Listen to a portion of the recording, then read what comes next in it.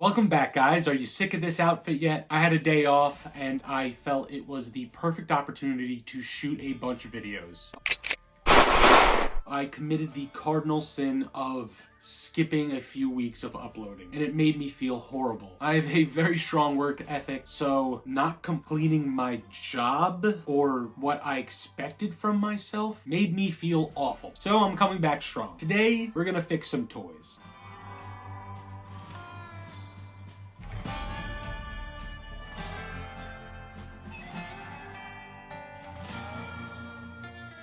I love buying toys as much as the next man or the next toy collector. But sometimes you come across a figure that you really want and it's broken. What do you do then? It's a great deal. You really want the figure, but you want it in good condition. But it's a good price. You don't have it in your collection and you don't know when you're gonna come across that thing again. Might as well roll the dice and pull the trigger. Today we're going to go through 3 different toys that I bought broken, and we're going to try to fix them. Fix is a loose term because I am not a toy designer or master engineer, master builder like Emmett, but I've got ideas. I got a lot of them. So yeah, like I said, we're gonna fix 3 different toys, whether that be fixing them, repurposing them. There's certain videos that I love seeing on Instagram or TikTok of people kit bashing figures, which I've tried to do before. I've been successful sometimes not so successful. We're not exactly gonna do that today. We're gonna use some kit bashing techniques, but we're also just gonna try to straight up fix some toys. Let's get into it. So this first toy here is my Power Rangers Titanium Ranger Morpher. It's something that was a grail piece for my collection. It's expensive. I got it at a great price again, and I was like, hey, screw it. Apparently the electronics work. Let me get it. When I got it, the electronics didn't work, and again, the V-fin of this, what am I saying? It's like it's a Gundam. The V of the Morpher was all busted, and some of the paint was chipped off, so I touched that up with a Gundam marker. Oh, that's why I'm thinking of Gundam right now. But the V didn't lock into place, so I'm gonna try to fix that. As we can see here, that V is not staying down at all. There's also a break in the arm strap. I'm just gonna take this thing apart completely. I ended up snipping off some pieces from some Gundam runners. Again, Gundam is always on my mind apparently. And I'm going to use that to fashion a new tab for the locking mechanism. So I'm going to glue it into place where the old tab broke off. Then I'll reinforce it with some more globules of glue. Next, I'm trying to add the top tab there of the locking mechanism and doing a little dry fit to see where that tab needs to line up to hook the back of the V and keep it down. I already slid the tab through, so I'm just gluing on the front piece because with that L shape, it wouldn't fit through the slot. So I'm just very carefully reinforcing the tab with some even more glue, and we can kind of see our new tab right in there. I'm gonna start putting this back together. It was very nice having the video of me taking this apart so I could see how to properly put the whole thing back together. It locks, awesome, and the latching mechanism also works. Not perfect, I definitely learned some stuff. So now I'm gonna fix that bar quick, just a cosmetic fix. A strap is not gonna hold there, but again, just a quick cosmetic fix so it looks even on both sides. You'll barely see it from a display. And here we're showing off, again, the functions of the Morpher. It's working great. I wish I could have colored the tab before I glued it in, but the Morpher looks great. Again, this is just going to be a display piece, so it's perfect for just that. The next figure we're going to try to fix is this beautiful Mars Attacks figure. For some weird reason, I don't have any of this Mars Attacks line. Was it Kenner who did it? Such a great line. Some of these figures don't quite look like the movie Aliens. Some of them lean towards more of the movie Aliens, but some of them, I guess, lean more towards the comic book or trading card Aliens. Either way, the whole line is amazing and I need more figures. Recently, at the flea market, my father and I were bundling a bunch of items together at this one lady's booth, and she had this Mars Mars Attacks figure laying there, but it was completely missing an arm. She wanted $8 for it. What, am I not gonna take that? I think I honestly have a problem, but I've got some ideas for it. I obviously don't have a matching arm to put on, but maybe I can put on a bazooka arm or a bionic arm where that other arm used to be. Let's see what I can do here. Okay, let's fix this Mars Attacks figure. Again, it's a beautiful figure. I got it for $1 at the flea market. Again, gotta love the flea market. But sadly, my boy is missing an arm. My idea to fix this figure is to kit bash a huge gun arm for him. I found these 3 gun-esque bits. This looks like a missile. This looks like a spawn gun or something like that. And I have no idea what this is. So I'm gonna start off with a kind of test fit here. I'm gonna see where these different parts fit, how I can kind of make them fit together, almost use a pen cap as a sleeve so that the arm can slide into the barrel of this missile and then attach onto the gun. Again, I'm just kind of trying to get an idea of what I'm gonna do. Dremel off a few more bits, use my snippers on the small ones, and again, get the shape of that gun in there. Put my gloves on so I can mix some epoxy or kind of make it all look like one big blaster instead of just a bunch of glued bits. Sadly, the arm broke though, so we had to just make it stationary and we couldn't really use that pivot. So I sculpted the arm to the body and let it dry. So then next I kind of wanted to beef out the bicep and make it look like this hulking bicep with the gun attached. So I kind of wanted to sculpt faux muscles.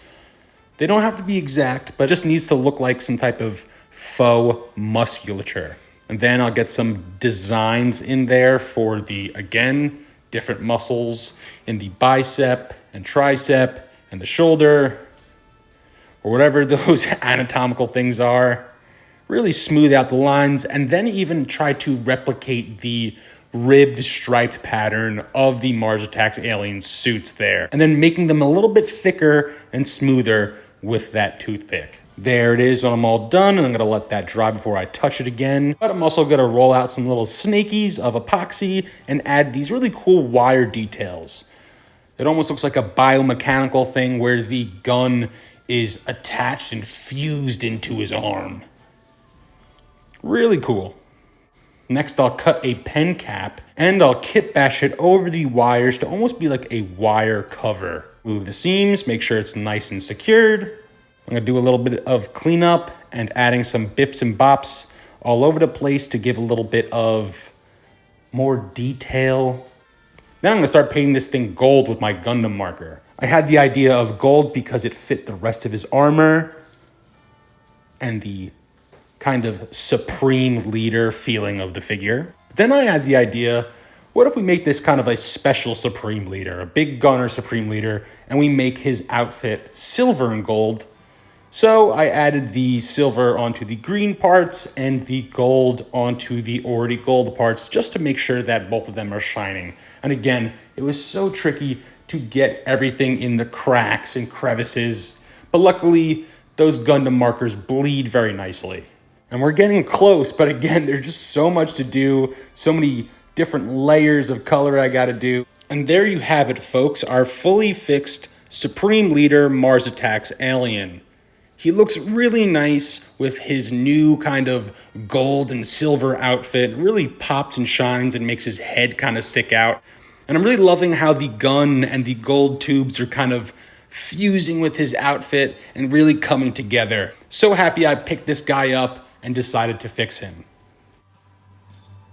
So this last toy that I'm planning on fixing is kind of a roll of the dice for me. I really don't know what I'm about to do right now, but we'll see. The last thing I'm gonna fix is this Tord the Shuttle Zord from Mighty Morphin Power Rangers. I got this at the flea market recently for $70, which I thought was a reasonable deal. It's missing a few things here and there, notably the horn and some of these gold bars. I was really hyped when I found this at the flea market because you usually don't find near complete Megazords just lying around. I go every week to the flea market, so this was definitely one of my best finds of this season. This is also one of the last Megazords I need for my MMPR collection. I think I just need Serpentera, if that even counts. But the thing I didn't notice, and the thing that we'll be fixing, is that Tor doesn't have his front 2 feet. So when I was negotiating the price, there was originally a $100 sticker on this thing. I asked the seller, you know, how much would he want for it? He said people were trying to get 40 for it,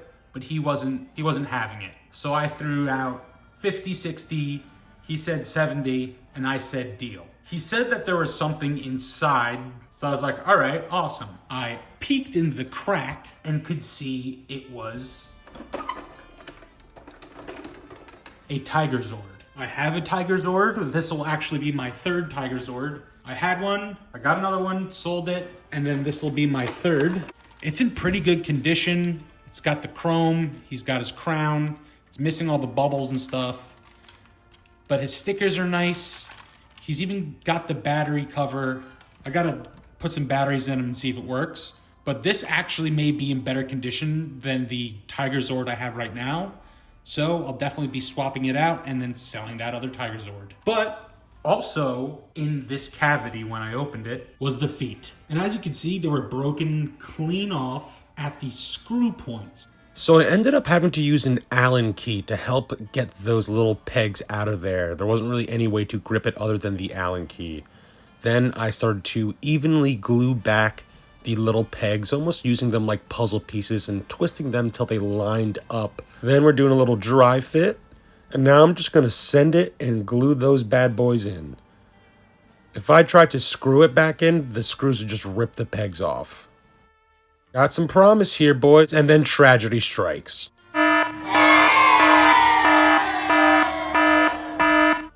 That's probably how the legs broke off in the first place.